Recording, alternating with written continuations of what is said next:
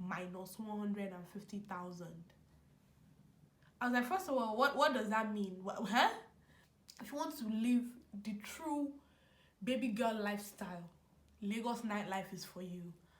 I said, Effect baby law.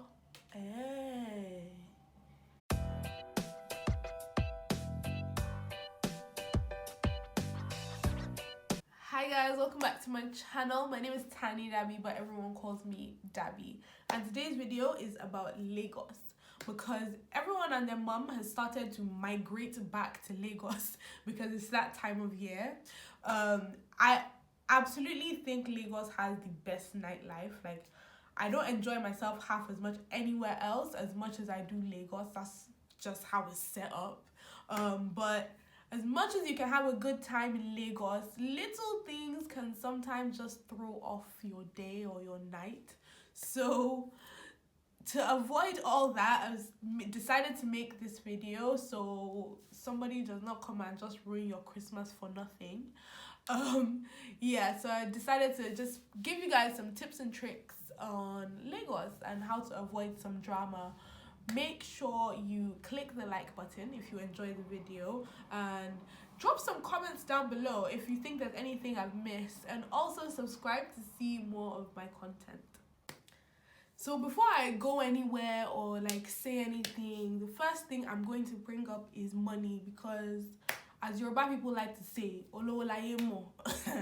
And I personally had a terrible experience with this. I learned my lesson the hard way in summer when I went with my boyfriend. So please make sure you always have cash with you, not just your card though, because there's sometimes you get to some places, you will finish eating or you finish picking everything you want to buy, then it will be, auntie, our POS is not working, no. Because there was a point where, like on a Friday night, my account, I tried to pay for something with the card, Nigerian card, and then they told me insufficient funds. You know what? You're like, hey, it means insufficient funds. What? Then I went to the app to check how much I had in my account. I had like, I think 150,000 or something. It was now showing minus 150,000. I was like, first of all, what does that mean? Huh? Went to the bank they were just telling us super story on like a Saturday morning.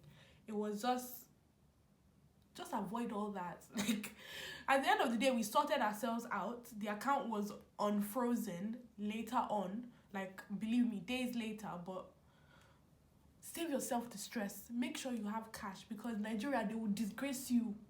And another reason why I think you should always have cash, especially if you have an international card, is there are some places where they won't even take international cards. Like, they will just tell you it doesn't work, or it actually just will not work.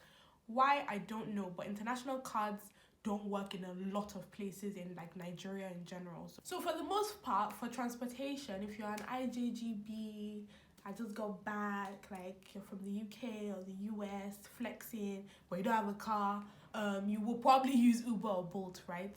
Now, please open your ears.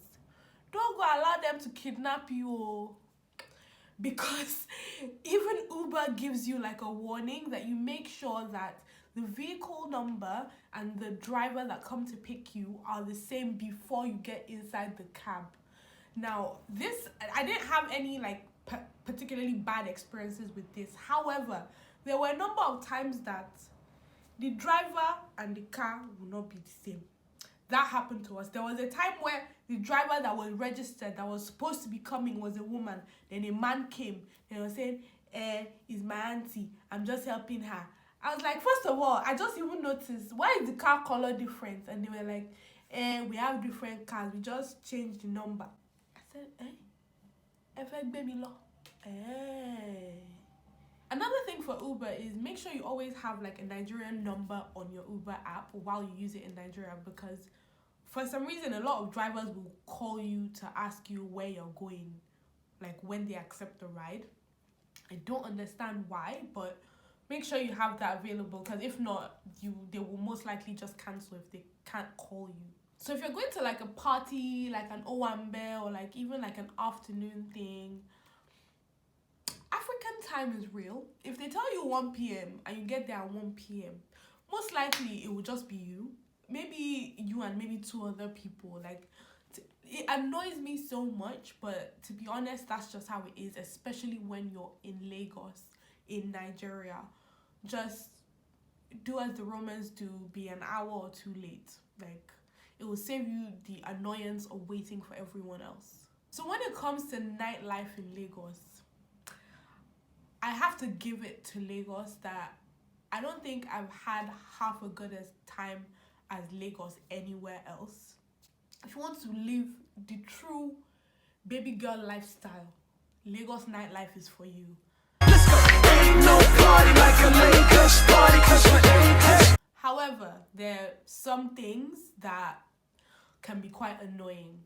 First of all, there's some clubs, I won't name them, but the people who know, they won't allow you in. The bouncers won't allow you in if you're a woman without a man. So if you're alone or if you're with a group of women, if you like, say you're going to buy the whole building, they won't allow you in. Like, it's very patriarchal, but whatever. Also, there are different levels to clubbing in Lagos and nightlife in Lagos. There are some places that you get in and you're like, this place is so glamorous, everyone just looks good, smells nice, you know?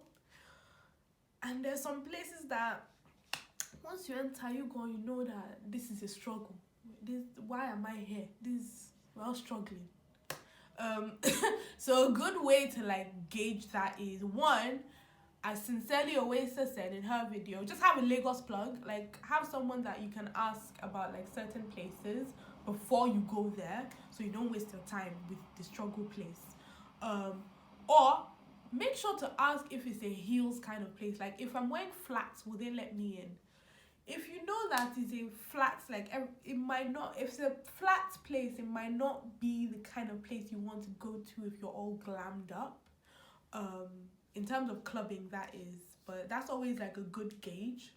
So I know for a lot of people who are not actually based in Nigeria, when they go for holidays and stuff, they want to go to the market just for the experience, or even if it's just to buy like stuff that's affordable. Basically, even when I went to the Lekki Arts and Crafts Market as well, but basically my advice to you is, make sure you go with a local. Make sure you go with someone that doesn't have an accent, because once you hear, oh yeah, I'm British or I'm American, they will start smiling. The market people, they will start smiling and almost fighting just to come to you. You see, that fight is not for you, it's for your pockets and for your money, and they're going to make things 5 times, 10 times more expensive. So make sure you go with someone who can bargain properly and who knows the actual prices of things. When it comes down to it, I absolutely love Nigeria and I love my country, but make sure you are very security conscious. Don't travel on the highways like the expressway at night. It is not safe. Like, that's just the truth. Make sure you always have a contact that you can always get through to, that is someone who is responsible, someone who, like, basically you can call up in case of anything. Like, I'm not saying anything's gonna happen, but make sure you have a contact. So this is something that applies to almost any city in the world, but especially Lagos.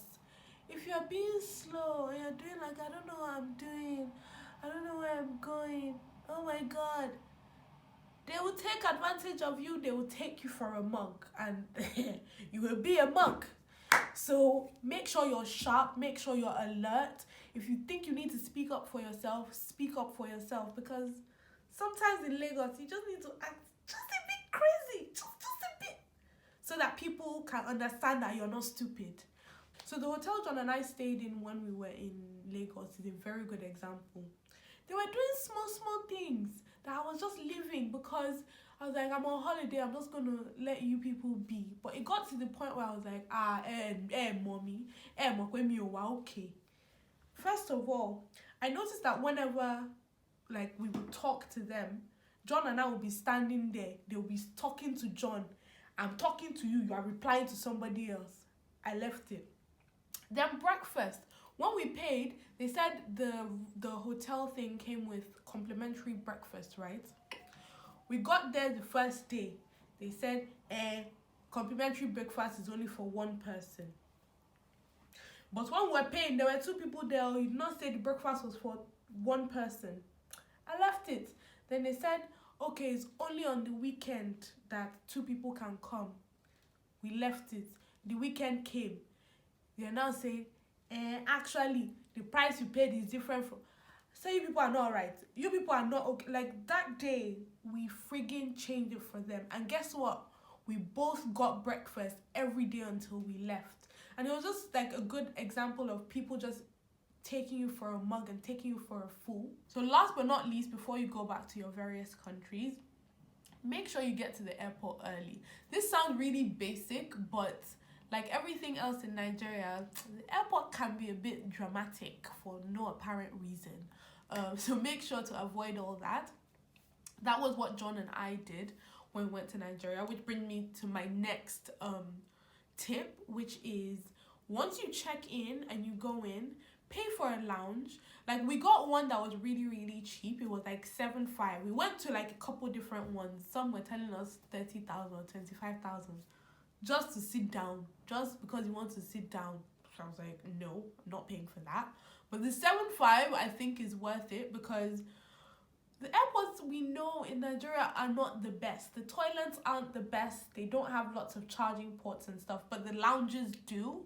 So the lounge we stayed in, I have no idea what it's called. I think it was the Emirates lounge because normally I think you get it like automatically if you're flying business or first, but we were flying economy. So we paid 7,500 naira. We got like the charger ports, like the place has AC. It had like these really comfy chairs that you could like lay down in and sleep. There was snacks, drinks that you could take with you, clean toilets. There was even a shower.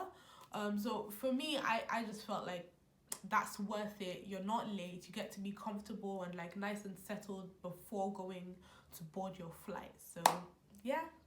But finally at the end of the video, I hope you guys enjoyed today's video. I definitely enjoyed filming this video.